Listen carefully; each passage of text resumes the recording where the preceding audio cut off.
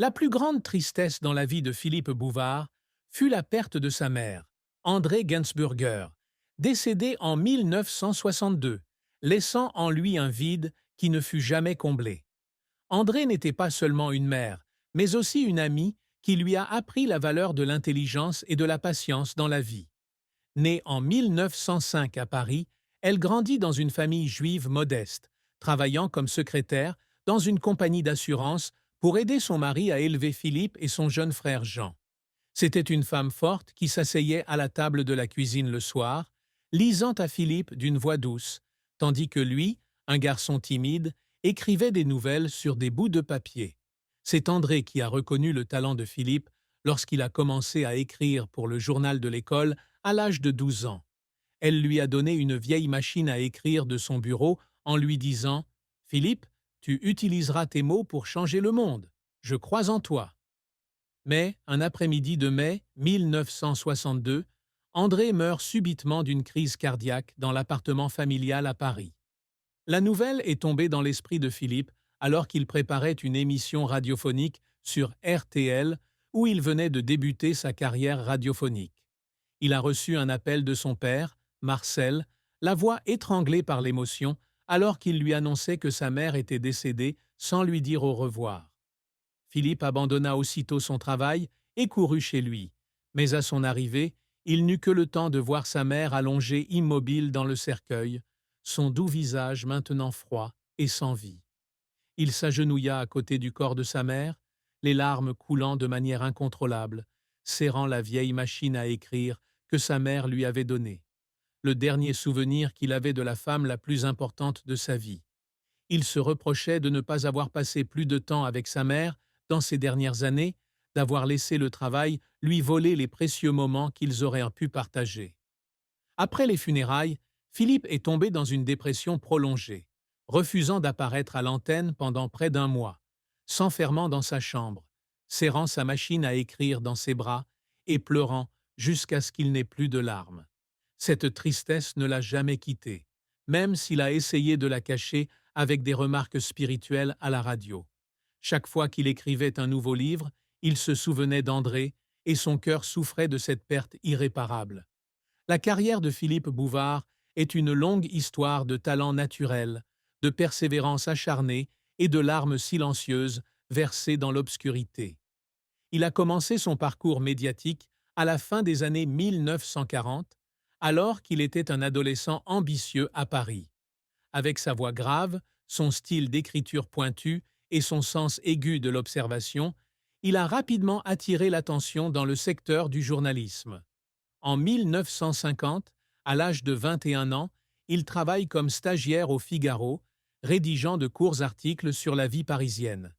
Ce fut un début humble, mais c'est aussi là qu'il a appris à utiliser les mots pour toucher le cœur des gens. Le véritable tournant intervient en 1977, lorsqu'il lance Les Grosses Têtes sur RTL, une émission de radio mêlant humour, interview et échange avec des célébrités. L'émission devient rapidement un phénomène, attirant des millions d'auditeurs chaque jour, lui apportant une renommée nationale et le Grand Prix de la radio en 1980. Son plus grand succès en 1980, carrière, a été de faire de Les Grosses Têtes un héritage culturel français, un spectacle qui non seulement divertissait, mais reflétait également la société à travers son regard plein d'esprit. À 50 ans, il porte l'émission à son apogée dans les années 1980, où chaque émission atteint plus de 3 millions d'auditeurs, ce qui lui vaut le prix de l'humour en 1985 et le titre de meilleur animateur radio de l'Académie française en 1990. Il n'est pas seulement l'animateur, mais aussi le créateur, écrivant le scénario, choisissant les invités et façonnant le style, faisant des grosses têtes, un espace où écrivains, comédiens et politiques veulent tous participer. Le succès a suivi lorsqu'il a animé la version télévisée de l'émission sur TF, de 1992 à 1997, consolidant sa position comme l'une des figures les plus puissantes des médias français, avec plus de 40 ans chez RTL jusqu'à sa retraite en 2014. Au-delà de la radio, Philippe est aussi un journaliste et écrivain talentueux, auteur de milliers d'articles pour Le Figaro, Paris Match et de dizaines de livres tels que Je croise moi souvenir, 1987, et La Grincheuse, 2010. Il s'essaie également à la télévision à travers Le Petit Théâtre de Bouvard, 1982-1986, une émission humoristique qui fait découvrir de nombreux jeunes talents comme les inconnus. Ses succès ne sont pas seulement des triomphes commerciaux, mais aussi un témoignage de son talent polyvalent, de sa créativité incessante et de sa capacité d'adaptation, le faisant passer d'un stagiaire inconnu à une icône médiatique avec des millions de fans et une série de prix prestigieux au cours de sa carrière. Cependant, sa carrière n'a pas toujours été rose. Durant ses premières années à Paris, il est confronté à de nombreux échecs. Un projet journalistique dans lequel il s'investit beaucoup en 1955, un petit magazine sur la culture parisienne, échoue lamentablement car il ne trouve pas de sponsor et ne publie que 3 numéros. Il a passé des mois à écrire l'article, empruntant même de l'argent à son père pour l'imprimer. Mais le résultat a été une énorme déception. Le lendemain de la fermeture du magazine, Philippe s'assit seul sur les bords de la Seine, regarda l'eau couler et fondit en larmes. Non pas parce qu'il avait raté l'occasion, mais parce qu'il avait le sentiment d'avoir laissé tomber sa mère, qui avait toujours cru qu'il réussirait. Il se demandait s'il devait abandonner son rêve et redevenir banquier comme son père l'avait fait. Les efforts pour le faire pleurer ne s'arrêtèrent pas là. En 1998, à l'âge de 69 ans, Philippe décide de produire Bouvard du Rire, une émission humoristique sur France 2. Il veut prouver qu'il peut encore se réinventer, en écrivant le scénario, en choisissant les acteurs et en supervisant chaque étape de la production. Il a passé des mois en studio, s'épuisant à perfectionner chaque épisode, espérant que ce serait un nouveau tournant après Les Grosses Têtes. Mais la série n'a pas réussi à obtenir le succès escompté, a été critiquée par les critiques pour son manque de créativité et a été rapidement annulée après une saison. Tard dans la nuit, après avoir lu des critiques négatives, Philippe était assis seul dans son bureau parisien, les larmes coulant sur ses joues.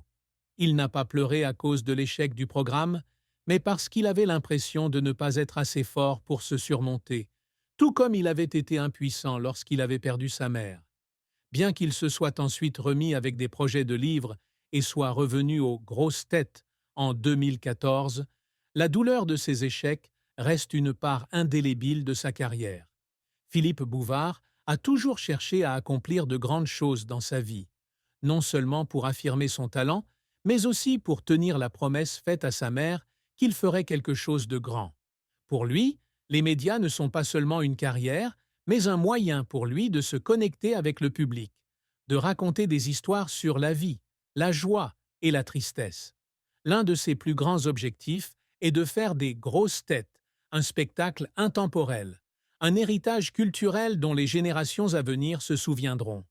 Il a passé des mois à préparer du contenu, des blagues intelligentes, aux interviews perspicaces, comme lorsqu'il a invité Michel Serrault en 1983 et a créé une émission qui a été transmise pendant des décennies. Il souhaitait également laisser un héritage à la jeune génération d'artistes et à sa famille. Dans les dernières années de sa carrière, il a écrit plusieurs livres autobiographiques, comme Le Petit Bouvard illustré, 1995, pour partager ses expériences et ses leçons de vie avec les lecteurs. Je fais de la radio et j'écris des livres non pas pour être célèbre, mais pour vous montrer que la vie vaut la peine d'être amusée. Ne cessez jamais de trouver la joie, car c'est elle qui vous fait avancer, a-t-il déclaré lors d'une rare interview accordée à France Inter en 2010. Cette maxime est non seulement une leçon pour les autres, mais aussi un rappel pour vous-même. Recevoir la Légion d'honneur en 2007, l'une des plus hautes distinctions françaises, a été une nouvelle étape dans ce parcours, en hommage à sa mère et aux jours difficiles à Coulommiers. L'amour et le mariage de Philippe Bouvard constituent un chapitre émouvant de sa vie, rempli de joie et de peines inoubliables. Il a épousé Colette Savage le 15 août 1953, alors qu'il avait 23 ans et elle 22. Ils se sont rencontrés lors d'une soirée à Paris en 1952, alors que Philippe travaillait au Figaro et Colette, étudiante en art, a été captivée par son intelligence et son esprit. Avec son sourire chaleureux et sa sophistication, Colette devient rapidement sa compagne, tandis que Philippe lui apporte la gaieté et la poésie d'un jeune journaliste ambitieux. Ils se marièrent lors d'une cérémonie simple à l'église Saint-Germain-des-Prés et eurent ensemble 2 enfants, Dominique en 1955 et Nathalie en 1958. Durant les premières années de leur mariage, ils vécurent heureux dans un petit appartement du 6e arrondissement, se promenant souvent ensemble le long de la Seine et partageant des rêves d'avenir. Leur mariage, qui a duré plus de 7 décennies, est l'une des rares relations durables dans les médias français. Cependant, les choses ne se passent pas toujours comme prévu. Dans les années 1970, alors que la carrière de Philippe explose, Ave.